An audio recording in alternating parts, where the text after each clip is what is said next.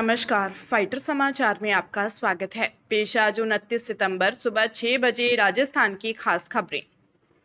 खाद्य सुरक्षा योजना के तहत राशन वितरण में ई-केवाईसी की शर्त से जुड़ी बड़ी विसंगति को सरकार ने गंभीरता से लिया है। दरअसल खाद्य सुरक्षा योजना के लाभार्थियों को राशन का गेहूं लेने के लिए ई-केवाईसी कराना अनिवार्य किया गया था।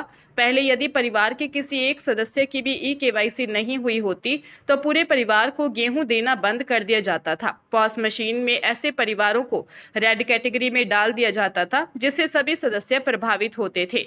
यह मामला मुख्यमंत्री कार्यालय तक पहुंचा। सीएम ने इसे गंभीरता से लेते हुए विभागीय अधिकारियों को तत्काल व्यवस्था सुधारने के निर्देश दिए। इसके बाद विभाग के वरिष्ठ अधिकारियों ने पॉस मशीन की प्रणाली में बदलाव किया है। नई व्यवस्था के तहत अब केवल उसी सदस्य को गेहूं नहीं मिलेगा जिसकी ई-केवाईसी नहीं हुई है, जबकि परिवार के अन्य सदस्यों को राशन का गेहूं मिलता रहेगा।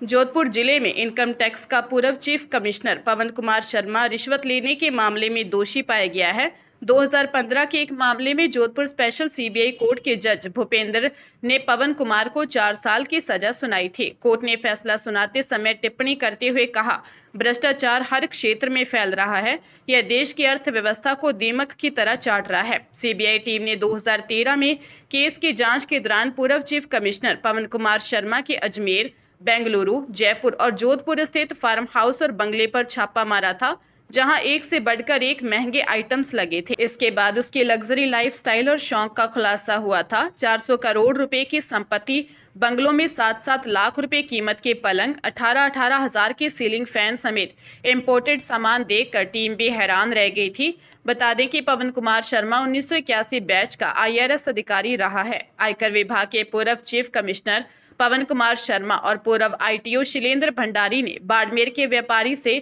उसकी कंपनी से साल 2012-13 के आयकर असेसमेंट को सुलझाने के लिए 23 लाख रुपए रिश्वत मांगी थी। इसके बाद दोनों को गिरफ्तार किया गया था।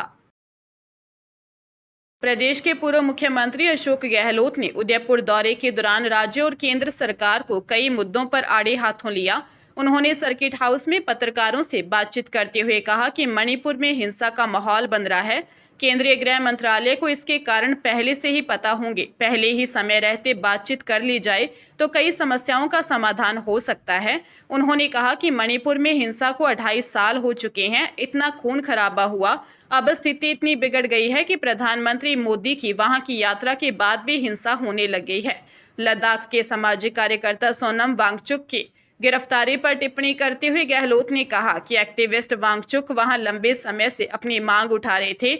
वे मोदी के बहुत बड़े समर्थक भी रहे हैं। अब अचानक क्या हुआ कि इनके खिलाफ मुकदमे दायर किए गए, उन्हें जेल में ही डाल दिया। ये इतने बड़े कौन से आतंकवादी हैं कि इन्हें सीधे जोधपुर जेल भेजना पड़ा? यह निर्णय क्यों लिया गया, यह समझ से परे है। अजमेर जिले में करोड़ों की धोखाधड़ी के मामले में फरार पुलिस कांस्टेबल पवन मीणा का पुलिस सुराग नहीं लगा पा रही, लेकिन पवन मुख्यमंत्री, डीजीपी और पुलिस के अन्य अधिकारियों को लगातार पत्र भेज रहा है। उसका आरोप है कि जिला पुलिस में कुछ पुलिसकर्मी ब्याजखोरी, सट्टेबाजी, मकान, जमीन हड़पने जैसे गलत कामों में शामिल हैं। उसने कहा कि इन्हीं लोगों ने उसे फंसाने के लिए मुकदमा दर्ज करवाया। पवन ने पत्र में बताया कि इन पुलिस कर्मियों ने अपनी काली कमाई को परिजनों तक पहुंचाने के लिए उससे करोड़ों रुपए का ट्रांजैक्शन करवाया। उसने अपने बैंक खाते की जानकारी दी। ऑनलाइन पेमेंट में उसके खाते की डिटेल भी दी है, जिसमें इस लेन देन का पूरा विवरण है। पवन का कहना है कि अगर मुकदमा दर्ज करने वाले और गवाही देने वाले पुलिस कर्मियों की जांच हो तो बड़ा खुलासा हो सकता है।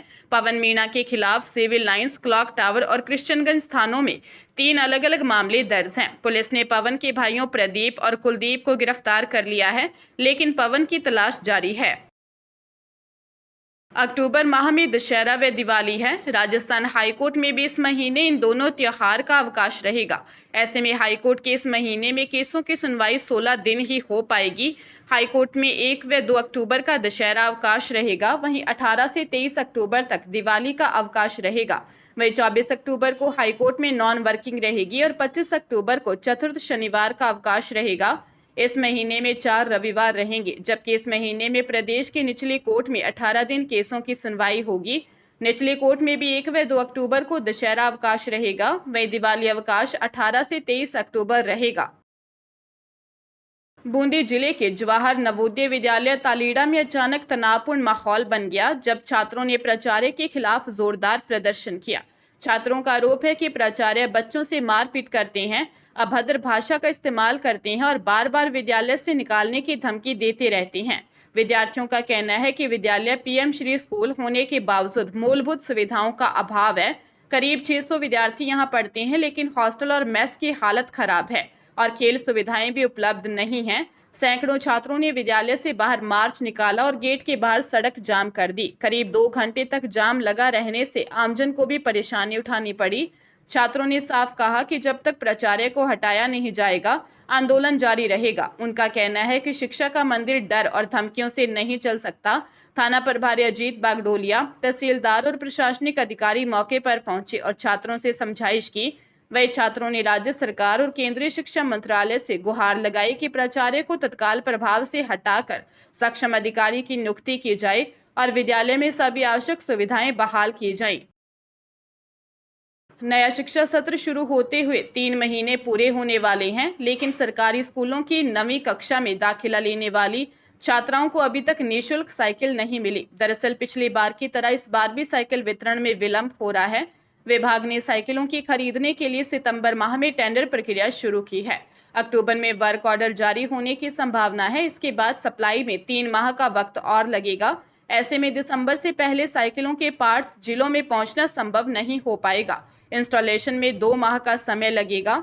इसके बाद वितरण की प्रक्रिया शुरू होगी। वहीं अर्धवार्षिक परीक्षाएं 12 से 24 दिसंबर तक होंगी। पिछले साल भी 9वीं कक्षा में छात्राओं को दिसंबर जनवरी माह में साइकिलों का वितरण शुरू किया गया था।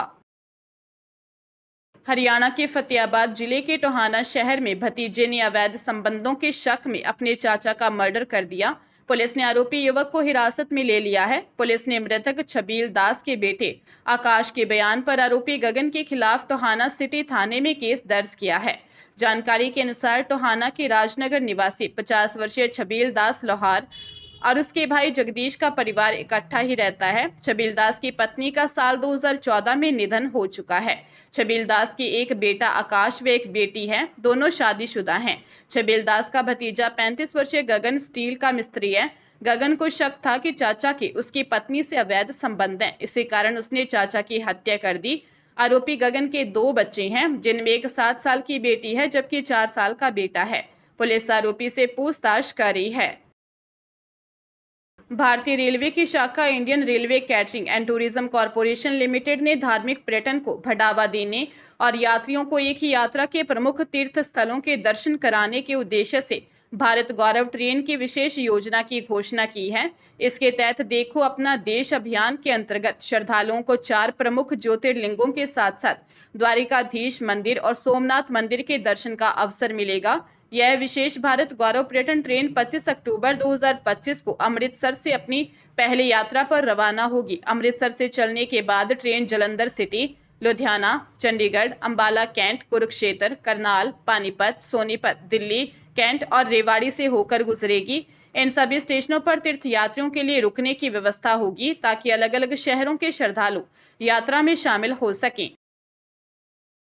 बालोतरा जिले के बीच पुरानी धान मंडी में रात को चड्डी गैंग ने एक साथ 23 दुकानों पर हाथ साफ कर दिया। उन लोगों ने हाथों से दुकानों के शटर को ऊपर करके चोरी की बड़ी वारदात को अंजाम दिया है।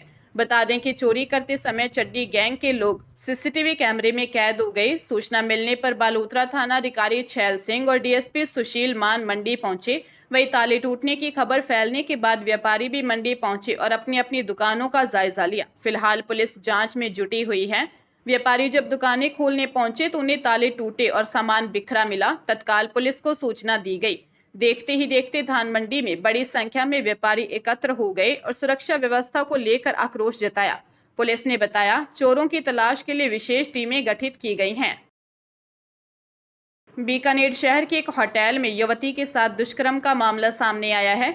युवती की ओर से बीचवाल पुलिस थाने में मुकदमा दर्ज करवाया गया है। सीकर निवासी पीड़िता की ओर से पुलिस को दी गई रिपोर्ट में बताया गया कि वह बिजनेस के सिलसिले में बीकानेर आई थी। यहां वह लालगढ़ के पास होटल में रुकी थी। उसकी मुलाकात अमित से हुई। आरोप है कि अमित ने होटल में पीड़िता से दुष्कर्म किया। बेचवाल पुलिस थाने के एसएचओ गोविंद सिंह चारण ने बताया कि पीड़िता की रिपोर्ट पर मुकदमा दर्ज कर लिया है। उसका मेडिकल मुआयना करवाया गया है। मामले की जांच शुरू की गई है।